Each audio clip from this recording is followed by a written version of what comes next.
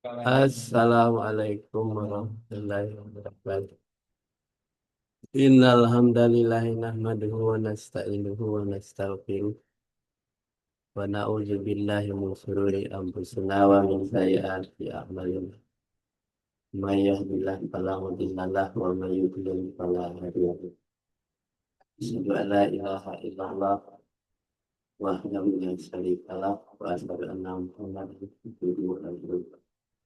Sallallahu alaihi wa sallam. A'udzu billahi minasyaitonir rajim. Bismillahirrahmanirrahim. Ya ayyuhalladzina amanu taqullaha wa tanzur nafsun ma qaddamat taqullaha innallaha khabirun bima ta'malun. Alhamdulillah kita aturkan kepada Allah Subhanahu wa taala. Pagi hari ini kita diberi nikmat iman, nikmat Islam, dan kita bisa melakukan kegiatan penting kita pengajian tiap minggu 2 kali. Mudah-mudahan Allah selalu memberikan petunjuk dan hidayah kita semua agar kita istiqamah tetap dengan keyakinan kita bahwa Al-Quran itu adalah pedoman hidup, gaya hidup kita selama hidup di dunia sampai akhir hayat. Al-Quran adalah sebagai petunjuk dalam kegiatan hidup kita. Nah, untuk selanjutnya, dan Nabi besar Muhammad Sallallahu Alaihi Wasallam tidak lupa mengirimkan selawat dan salam. Mudah-mudahan dengan syafaat yang diberikan kepada kita, agar kita selalu istiqamah mengikuti ajaran Rasulullah Sallallahu Alaihi Wasallam. Nah, kita lanjut dengan membaca ya. Belum baca.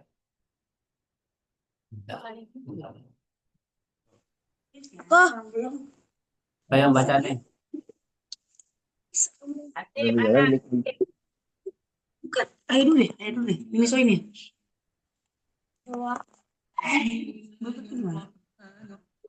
Ahli balagh. Dari oh, benar. Siapa yang baca nih? Anan apa Atim? Asal? Aku. Nggak Ya. bisa kita. Ini kecil. Lihat dari ini. Bisa. Ini kecil bukan. Ini kenapa nggak ding dong? Ya kenapa ini nggak ding? Nggak ada apa? Nggak ada ding. Ding dong. Ya ini. Namanya. Apa nggak nyala? Oh. Kok jam 3? Nah, jam 4. Itu malah jam 5. Tadi jam 3. 7. Ngaco ini. Kalau bentar ya, intinya tadi 1. 3. Mana nih bluetoothnya? Oh, dia itu udah nyala tuh. Bluetooth. MCC ngetot. Oh, apa deh? Oh, nggak cerita. Iya. Gitu aja. Ini ada tulisan ini. Oh. Oh. Sebagian ahli Belaga berkata, orang yang benar adalah peliharaan Allah, sedangkan orang yang bohong tempat kehinaan orang yang hina. Nabi bersabda, sesungguhnya mengumpulkan harta itu memiliki 5 dampak negatif. Enggak apa deh. A. Payah dalam mengumpulnya. B.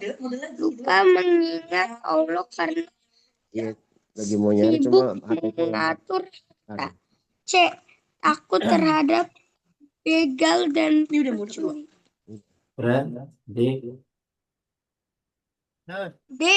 Pantas gelar bahli atau kikir untuk dirinya.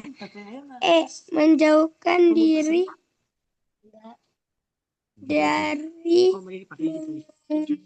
dari orang yang soleh karena sibuk, dan menghindari diri dari mengumpulkan harta juga mengandung 5 dampak positif. A. Senang hari dalam mencarinya. B. Banyak waktu untuk mengingat Allah. C. Merasa aman untuk begal dan pencurinya. D. Pantas menyandang gelar Al-Karim, orang yang mulia di sisi Allah. Dapat bergaul dengan orang yang soleh. Ya, udah bagus ya bacaan Anan ya. Bersih bahasanya, dapat dicerna maknanya. Ya, sebagian ahli balaghah itu dalam bahasa Arab orang yang ahli bahasa, orang yang pandai menggunakan bahasa, pilihan katanya tepat untuk menyampaikan gagasannya. Itu namanya ahli balaghah. Jadi ilmu apa aja ada sebenarnya namanya ahli balaghah. Jadi dai-dai itu orang-orang yang berdakwah itu harus memahami bahasa yang seperti ahli balaghah itu. Kalau berbicara di hadapan orang-orang yang terhormat, bahasanya bukan bahasa sembarangan. Itu pilihan katanya harus tepat. Berbicara dengan anak-anak itu sesuaikan dengan kemampuan anak-anaknya. Itu namanya ahli balaghah. Bicara dengan orang yang setara, yang sejawat, itu sama juga. Disetarakan dengan bahasa yang sederhana dengan agar dipahami apa yang disampaikan. Itu namanya balaghah. Nah, balaghah itu artinya menyampaikan kata-kata dengan kalimat yang sederhana untuk mudah dipahami. Nah, ini supaya tahu. Jadi orang yang benar, kata ahli balaghah itu adalah peliharaan Allah. Nah, jadi kalau kita benar, dipelihara oleh Allah. Sedangkan orang yang bohong, tempat kehinaan orang yang hina. Nah, suka berbohong.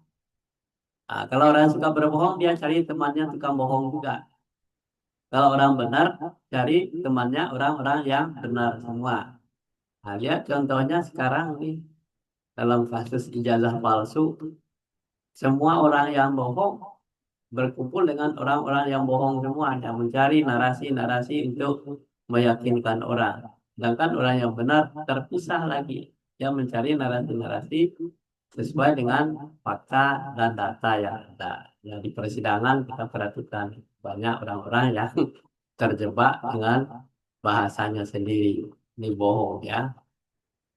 Nah, sesungguhnya mengumpulkan harta itu memiliki 5 dampak negatif. Apa itu yang 5 dampak negatif itu? Payah dalam mengumpulkan hartanya, mengumpulkannya. Jadi kalau negatifnya, kalau banyak harta, payah mengumpulkannya. Takut mau dihilang, mau dimaling orang.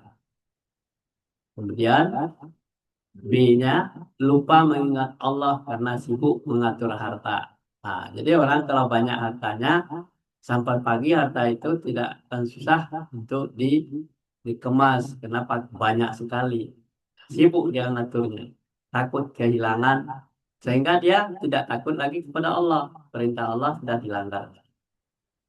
Kemudian yang C-nya takut terhadap begal dan pencuri.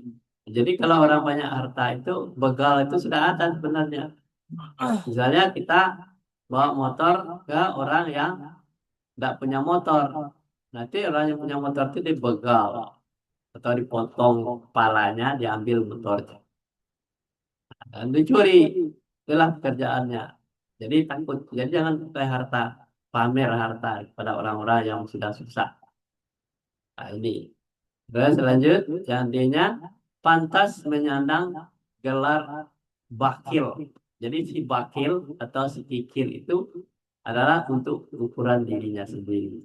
Jadi kalau orang tukang Apa itu kan bohong, itu namanya pelit, pikir namanya si bakil, sedikit.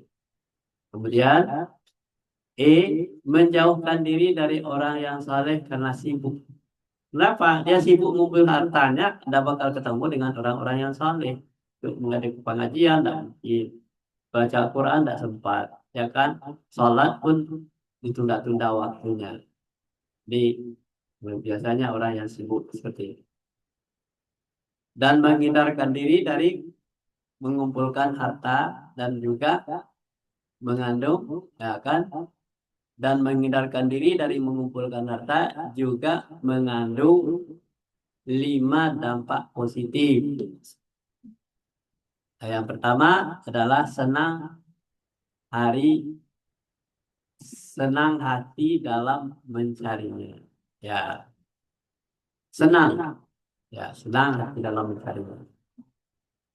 Kalau orang senang untuk mencarinya, ya itu berarti positif. Banyak waktu untuk mengingat Allah. Jadi tidak ada istilahnya kesibukan itu tidak menjadi sebuah perhatian ya. Banyak waktunya. Merasa aman dari begal dan pencurinya. Ya, begal itu tidak bakal membegal orang-orang yang tidak punya harta, orang miskin, orang fakir. Ya.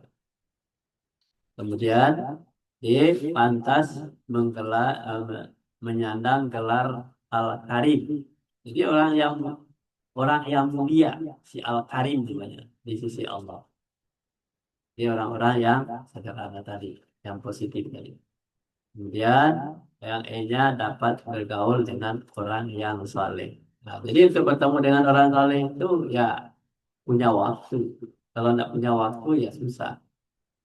Kita lanjut, lanjut tuh. Atib, mana nih?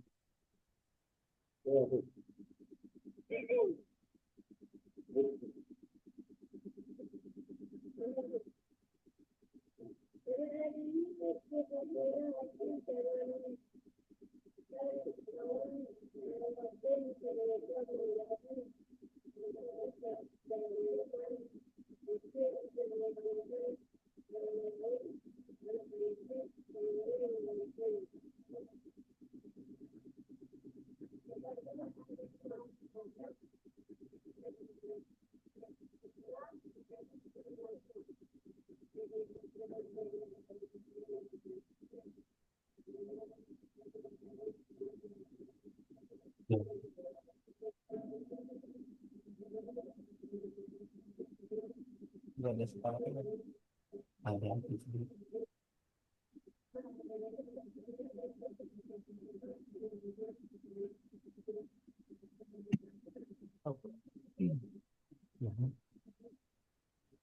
Ya,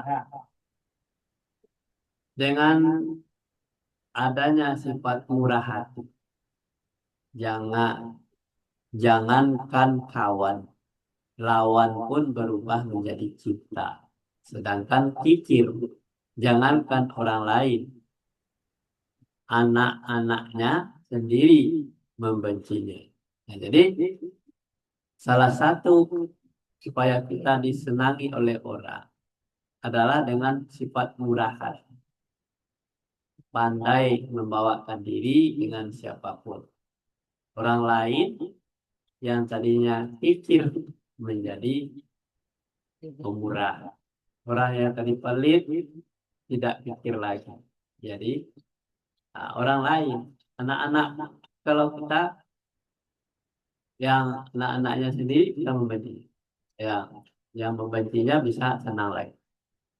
Sebagai ahli bahasa Arab, sastra berkata, kemurahan hati seseorang menyebabkan dia dicintai lawannya. Sedangkan kekikiran seseorang menyebabkan ia dibenci oleh anak-anaknya. Sebaik-baik kata adalah yang dapat mengubah budak menjadi merdeka. Dan sebaik-baiknya amal ialah amal yang membangkitkan rasa syukur kepada Allah. Nah, inilah ahli sastra mengatakan ya. Kita lanjut. Coba baca tuh. Tip, baca ke siapa nih? Tadi suaranya agak kecil tuh. Karena kok hilang?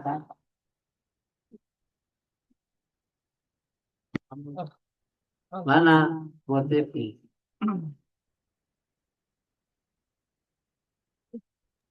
Baca tuh.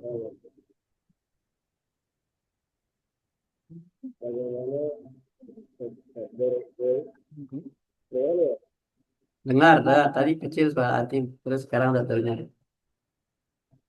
Orang yang paling baik di antara kamu bukanlah orang yang meninggalkan dunia karena akhiratnya, dan bukan pula yang meninggalkan akhirat karena dunia. Akan tetapi orang yang paling baik di antara kamu, orang yang mengambil dunia dan akhirat atau kedua-duanya. Sebaik-baik kendaraan adalah dunia. Maka pergilah kamu ke akhirat dengan kendaraan dunia. Supaya dunia itu akan mengantar kamu ke akhirat. Ya, sebagaimana sabda Rasulullah, orang yang paling baik, orang yang paling baik, ya, yang paling baik di antara kamu, di antara kita ini, bukanlah orang yang meninggalkan dunia karena akhirat. Jadi, tidak boleh kita mentang-mentang kita mau jadi orang di akhirat, tetapi di dunia ditinggalkan. Tidak juga. Dunia diraih, akhirat pun diraih. Dan bukan pula meninggalkan akhirat karena dunianya, kebalikannya. Akhirat nanti aja, kalau masalah akhirat nanti aja, masalah ngaji nanti aja, masalah ibadah, menyempurnakan ibadah nanti aja. Berarti kan dia ditinggalkan akhiratnya karena dia mementingkan kehidupan dunia. Akan tetapi orang yang paling baik di antara kamu, orang yang mengambil dunia dan akhirat kedua-duanya. Rabbana atina fid dunya hasanah wa fil akhirati hasanah wa qina azabannar. Nah, yang paling baik, dia yang baik saja. Tapi yang paling baik yaitu adalah mengambil dunia dan akhirat. Jadi di dunia kita sibuk untuk mengurus kualifikasi pendidikan kita, cara beribadah kita, cara mempelajari ayat Al-Quran. Itu harus paling banyak kita mengambil apa hikmah pelajaran itu. Dua-duanya kita dapat dunia dapat, akhirat pun dapat. Jadi mentang-mentang kita sekolahnya sekolah umum, tetapi kita untuk masalah Al-Quran kita, wah ini bukan urusan saya, ini bukan urusan apa itu, urusan ustadz, urusan pesantren. Tidak begitu caranya. Kita selama kita orang umum, kita harus mempelajari sebaik mungkin yang diajarkan di pesantren itu, yang diajarkan ustadz-ustadz itu. Kita harus menguasainya. Giliran kita disuruh berdoa, harus bisa. Menjadi imam harus bisa. Mengaji harus bisa setara Qari'ah internasional. Itulah itikat kita untuk menjadi orang yang baik. Maka pergilah kamu ke akhirat dengan kendaraan dunia. Nah, jadi kalau di dunia itu kita sudah menyandang gelar tadi si soleh, nah, jadi orang soleh soleha, itu pergilah kamu ke akhirat. Niscaya dunia itu akan mengantarkan kamu ke akhirat, yaitu surga. Nah, jadi untuk meraih surga itu tidak mudah. Kita tidak milih-milih ilmu di dunia ini, dua-duanya kita dapatkan. Al-Quran itu sebagai pedoman kita pelajari terus-menerus. Kita lanjut. Baca ada. Jul, Baca mau baca ada nih. Ya enggak, kalau nenek aja.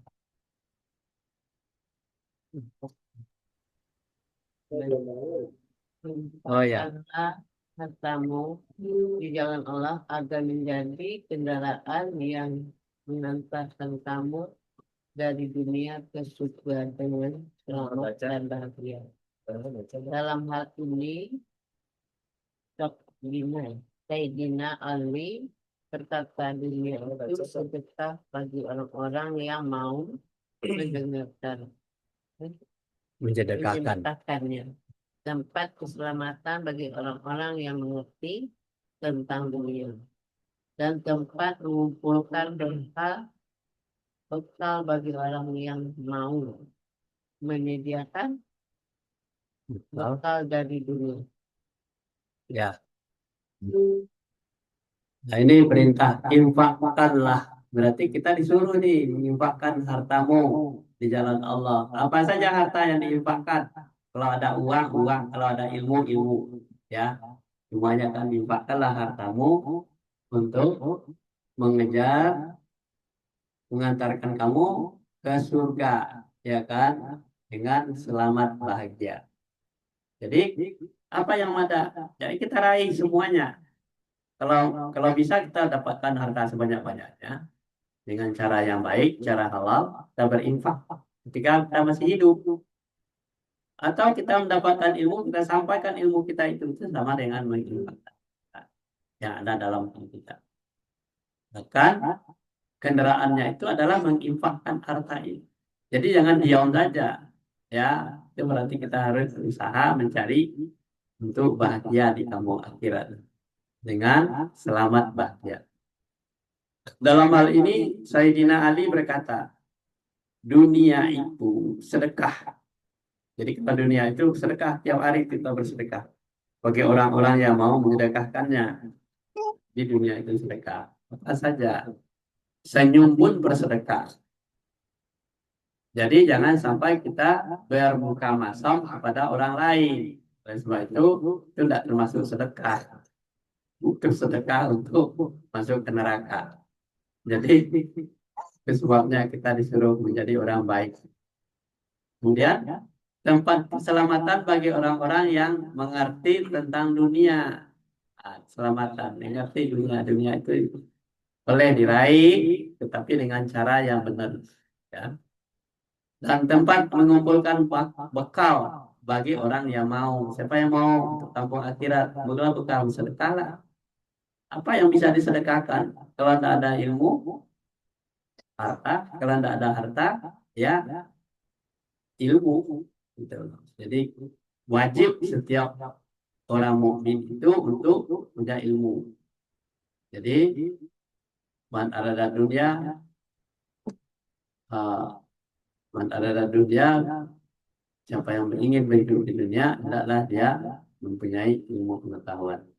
Oman arada akhirat, siapa yang ingin kehidupan akhirat harus punya dengan ilmu pengetahuan.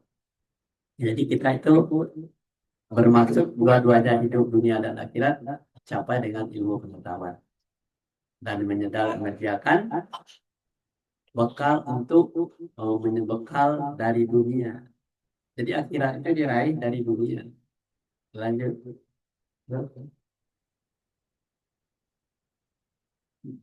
Seorang penyair berkata, Ini wahai pelamar dunia, sesungguhnya setiap hari dunia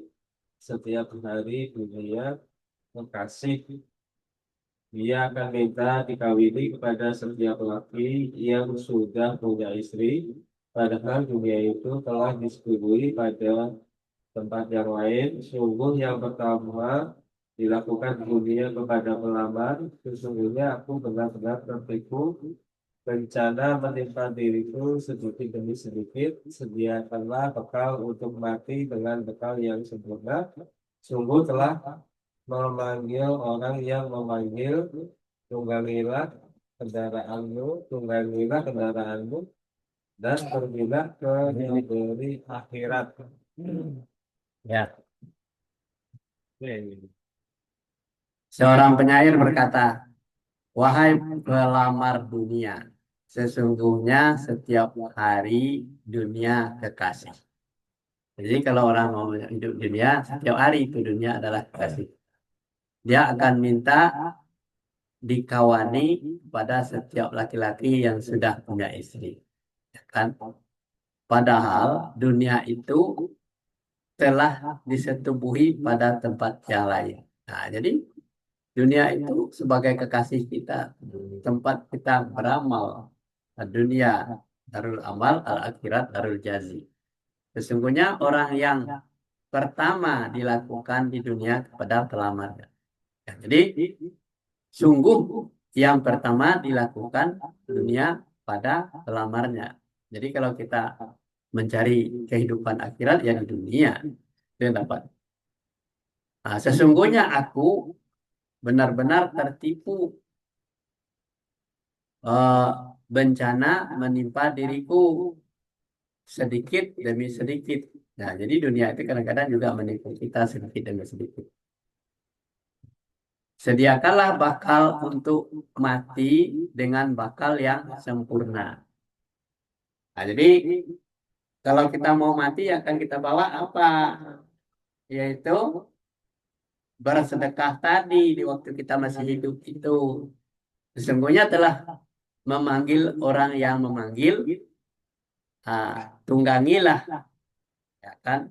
Tunggangilah kendaraan itu tadi, dunia tadi. Kendaraanmu, tunggangilah kendaraanmu dan pergilah ke negeri akhirat. Nah, jadi dunia itu adalah kendaraan kita untuk menyampaikan untuk menampakkan akhirat. Boleh baca?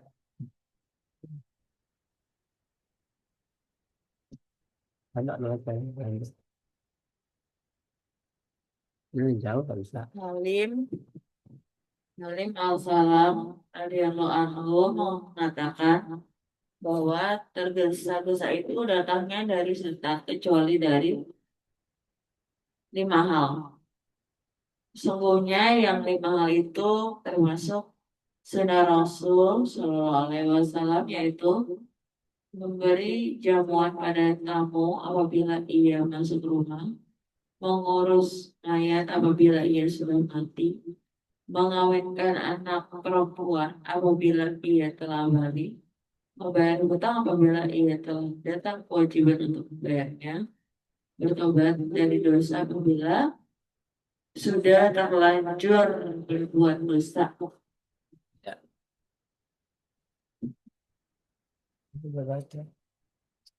Halim Al-Asab radhiyallahu anhu mengatakan bahwa tergesa-gesa itu datangnya dari setan kecuali dalam 5 hal.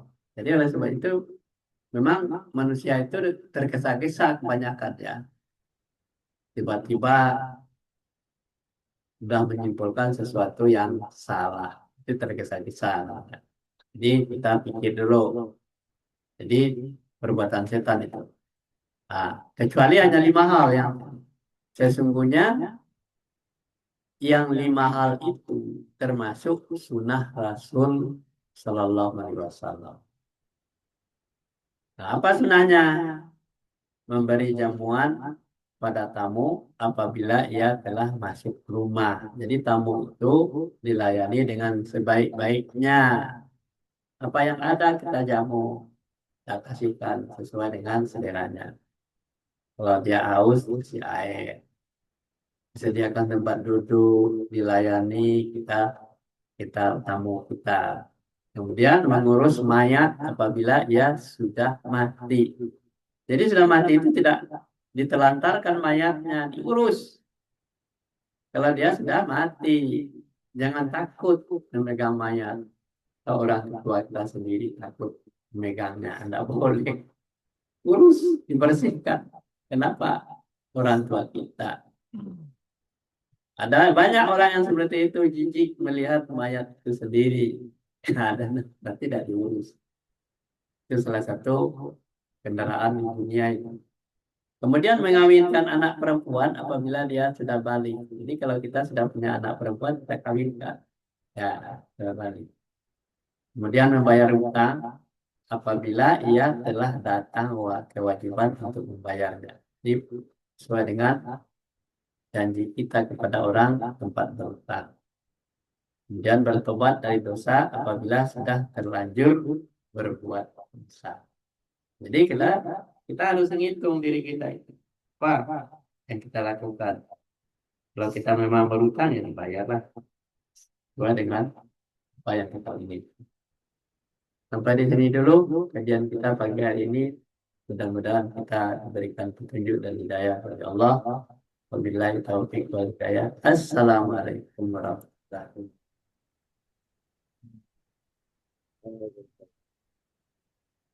wabarakatuh.